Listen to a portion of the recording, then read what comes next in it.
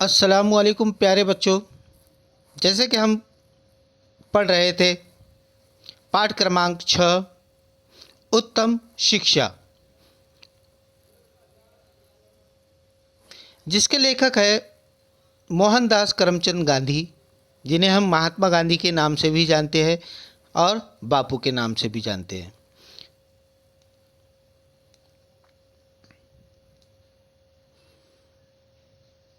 आप इन्हें राष्ट्रपिता के नाम से भी जानते हैं।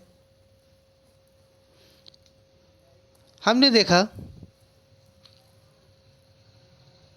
कि बापू राष्ट्रपिता महात्मा गांधी ने अपने भतीजे मणिलाल के नाम एक संदेश, एक पत्र भेजा येरोड़ा मंदिर से। येरोड़ा मंदिर एक तरह से येरोड़ा जेल है, जहाँ पर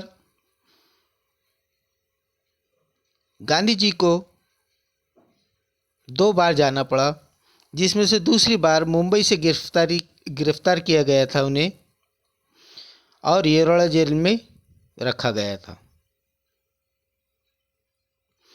येरोड़ा जेल के बारे में एक पुस्तक फ्रॉम येरोड़ा मंदिर लिखी गई है, महात्मा गांधी द्वारा लिखी गई एक पुस्तक है।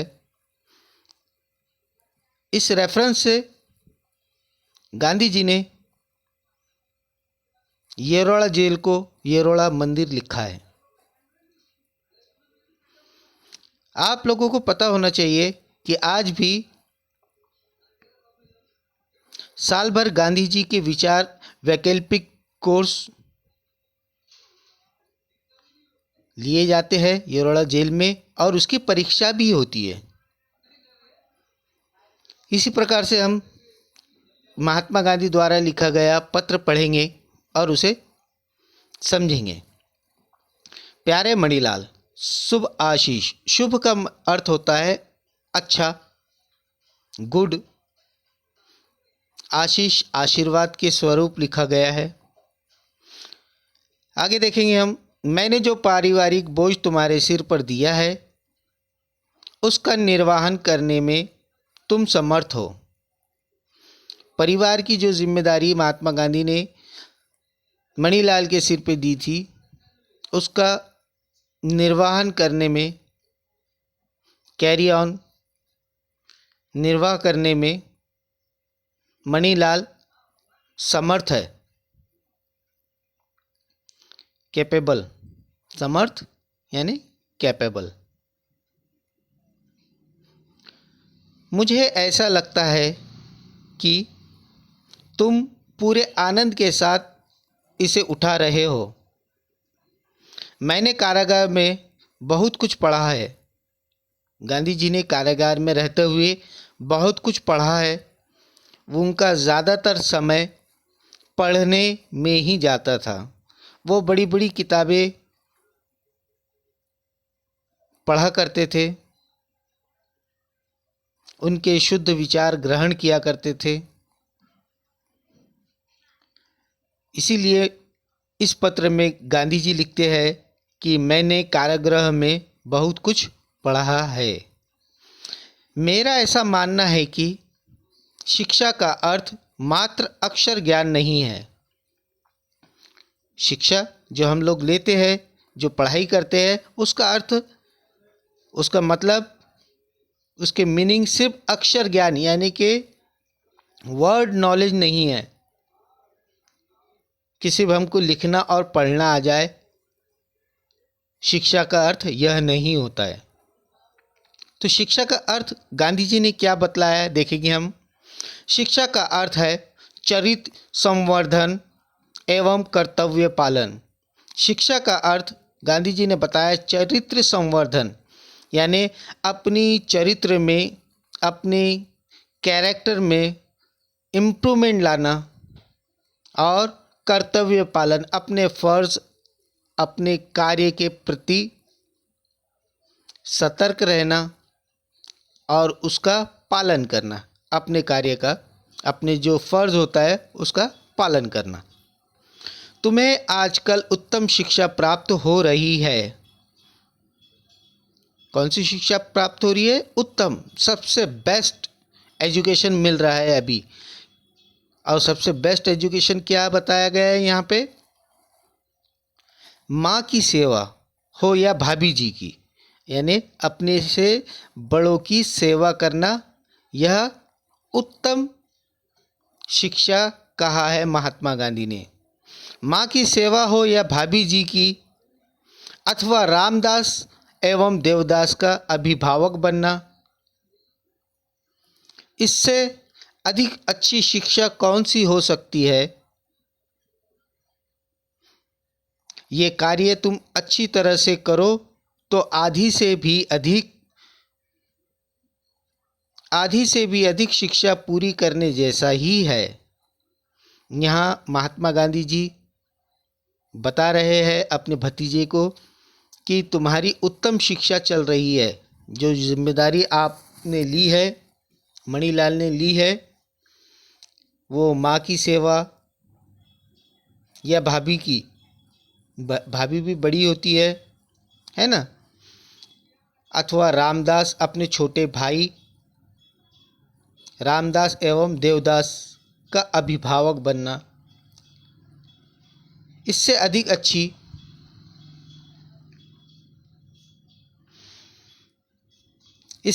अच्छी कौन सी शिक्षा हो सकती है? यह कार्य तुम अच्छी तरह से करो तो आधी से भी अधिक शिक्षा पूरी करने जैसी ही है। आगे लिखते हैं गांधी जी, बेटे को अपनी जिम्मेदारी का एहसास होना चाहिए।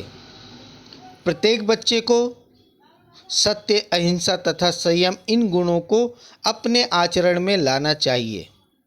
प्रत्येक बच्चे को, आपको भी, सभी को अपने जीवन में इन 3 गुणों को अपने आचरण में लाना ही चाहिए। कौन कौन से? सत्य, ट्रू, अहिंसा, नॉन वायलेंस, एंड संयम, सब्र तथा संयम। सत्य, अहिंसा तथा संयम, इन गुणों को अपने आचरण में लाना चाहिए, यानी अपनी ज़िंदगी में लाना चाहिए, है ना। सत्य, सच्चाई, अहिंसा, मारधाड़ ना करना, और संयम, सब्र, इन गुणों को अपने आचरण में, अपनी ज़िंदगी में लाना चाहिए। ऐसे करते समय उसे आनंद की अनुभूति होनी चाहिए, उसे आनंद का एहसास होना चाहिए। अनुभूति, एहसास, फीलिंग ऑफ ब्लेस, अनुभूति होना चाहिए। जब मैं तुमसे भी उम्र में छोटा था, तब मुझे अपने पिताजी की सेवा शुश्रूषा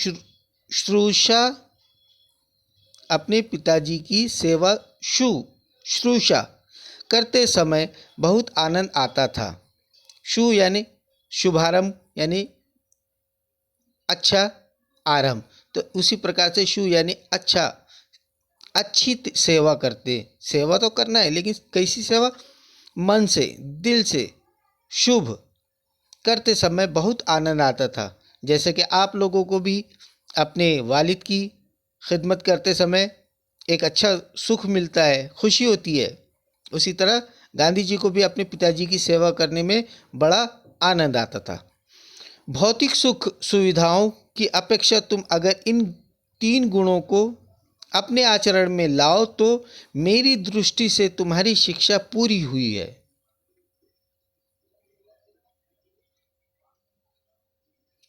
यहाँ पर भौतिक सुख सुविधा यानी मन के हिसाब से, जैसा हमारे शरीर को जो सुख सुविधा, अपने आराम, लग्जरी, रॉयल जो लाइफ होती है, उसकी अपेक्षा, उसकी तुलना में तुम अगर इन 3 गुणों को अपने आचरण में लाओ तो मेरी दृष्टि से तुम्हारी शिक्षा पूरी हुई है। इन त्रिगुणों को इन त्रिगुणों के बलबूते पे तुम दुनिया के में कहीं भी अपना पेट पाल सकते हो। तीन गुणों के कौन से? सत्य, अहिंसा और संयम। इन तीन गुणों के बलबूते पे तुम दुनिया में कहीं भी अपना पेट पाल सकते हो। यहाँ पे पेट पालना एक मुहावरा है जिसका अर्थ होता है भरण पोषण करना, है ना, यानी जीना, कमाना, खाना और अपने परिवार का ख्याल रखना। ये सभी चीज़ें पेट पालने में आती है। अपना पेट पाल सकोगे। जो शिक्षा प्राप्त करनी है वह दूसरों के काम आए। अपनी शिक्षा में जो शिक्षा प्राप्त करनी है वह दूसरों के काम आए। शिक्षा तो वही जो दूसरों के काम आए, है ना। अपनी शिक्षा में गणित और संस्कृति की और अपनी शिक्षा में गणित और संस्कृत की ओर अधिक ध्यान दो।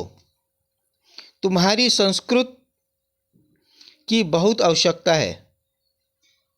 गांधी जी ने अपने भतीजे मणिलाल को समझाते हुए कहा कि गणित और संस्कृत भाषा की ओर अधिक ध्यान दो। तुम्हें संस्कृत की बहुत आवश्यकता है। आगे चलकर इन दो विषयों की पढ़ाई करना कठिन हो जाता है। क्योंकि आगे चलकर बेस यदि आपके समझ में नहीं आता है, शुरुआत में आपको बेस बताया जाता है, जैसे जैसे आप बड़े होते हैं, बड़ी क्लास में जाते हैं, तो आपको बेस नहीं समझाया जाता है ना। आगे की पढ़ाई होती है और आपको अगर पीछे का ही कुछ याद नहीं रहा तो आप क्या होंगे, उस चीज़ को समझ नहीं पाएंगे।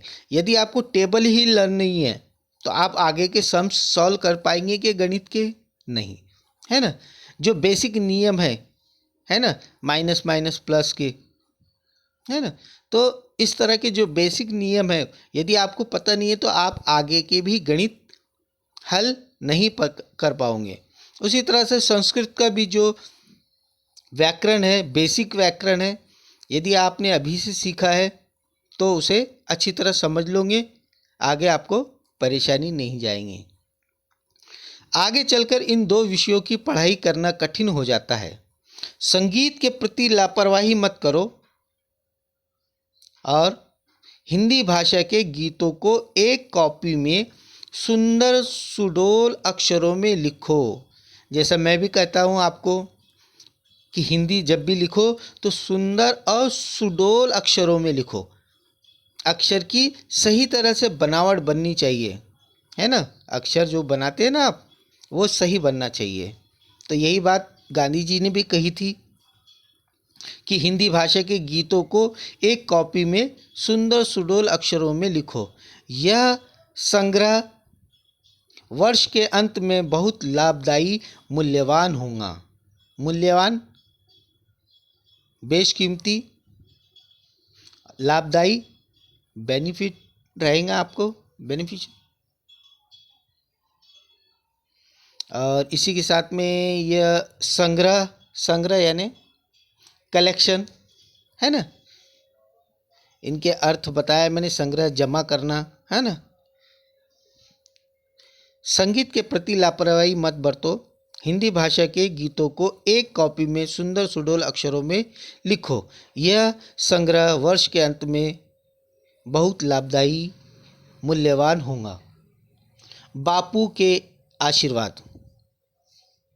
इस प्रकार से हमने महात्मा गांधी जी का यह पत्र पढ़ा और उसे समझा। आपके लिए होमवर्क है कि आप किताब में दी हुई शब्द वाटिका कॉपी करके लिख ले। नए शब्द निर्वाह, निर्वाहन, निर्वाह, लापरवाही, असावधानी, अभिभावक, पालक, बलबूते, काम करने की शक्ति और एक मुहावरा पेट पालना, भरण पोषण करना। तो अगले क्लास में हम इस लेसन के उत्तम शिक्षा के स्वाध्याय करेंगे। मिलते हैं अगले वीडियो में। अस्सलामु अलैकुम।